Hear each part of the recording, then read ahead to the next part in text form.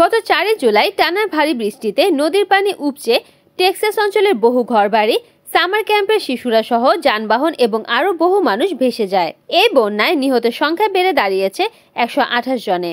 এছাড়াও এখনও 170 জনের বেশি নিখোঁজ রয়েছেন। এই পরিস্থিতিতে বন্যায় ক্ষতিগ্রস্ত এলাকা পরিদর্শন করেছেন মার্কিন প্রেসিডেন্ট ডোনাল্ড ট্রাম্প এবং ফার্স্ট লেডি মেলানিয়া ট্রাম্প।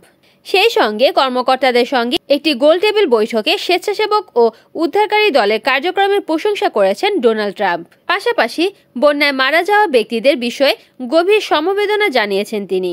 এর আগে 103 জনের মৃত্যুর খবর জানিয়েছিল কের কাউন্টি জয়েন্ট ইনফরমেশন সেন্টারের কর্মকর্তারা।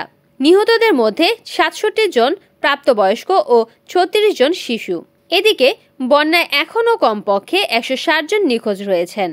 স্বেচ্ছাসেবক এবং উদ্ধারকারী দল গুয়াদালুপে নদীর 30 মাইল দীর্ঘ এলাকায় ধ্বংসাবশেষের মধ্যে অনুসন্ধান কাজ চালিয়ে যাচ্ছেন।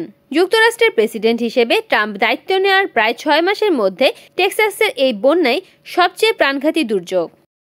Desk news, Kamruzzaman Kamrul, NN TV।